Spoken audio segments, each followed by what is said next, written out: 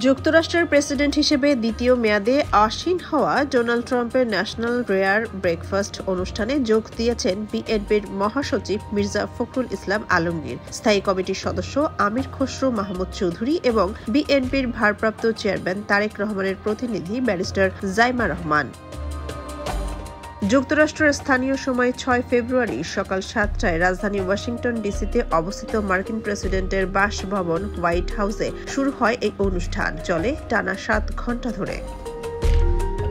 মার্কিন যুক্তরাষ্ট্রের নতুন প্রেসিডেন্ট নির্বাচিত হওয়ার পর ঐতিহ্যবাহী ন্যাশনাল প্রেয়ার ব্রেকফাস্ট অনুষ্ঠিত হয়, যেখানে বিভিন্ন দেশের গুরুত্বপূর্ণ রাজনৈতিক, কূটনৈতিক, ব্যবসায়ী ও সাংস্কৃতিক ব্যক্তিদের আমন্ত্রণ জানানো হয়।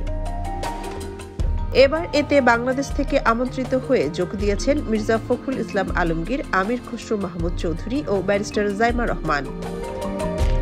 যুক্তরাষ্ট্রের প্রেসিডেন্টরা ক্ষমতা গ্রহণের ১০০ দিনের মধ্যে বিশ্বের গুরুত্বপূর্ণ ব্যক্তিদের সম্মানে প্রাতরাশ এবং নৈশভোজের আয়োজন করেন। প্রেসিডেন্ট ডোনাল্ড ট্রাম্প ও ভাইস প্রেসিডেন্ট জে.ডি. ভ্যান্স ছাড়াও সিনেটর ও কংগ্রেস সদস্যদের পাশাপাশি আমন্ত্রিত বিশ্ব নেতা, ব্যবসায়ী ও পেশাজীবীরা এই অনুষ্ঠানে যোগ দিয়েছেন।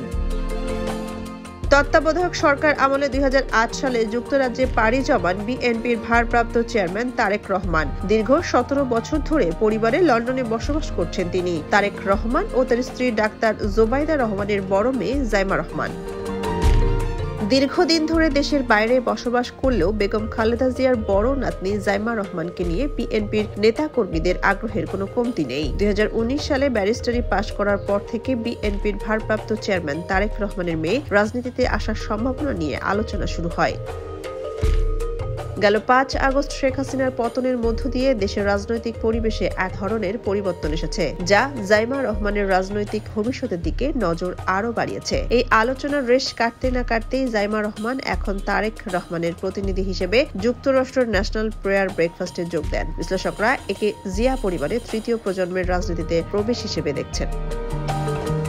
সোনিয়া খান, খবর সংযোগ।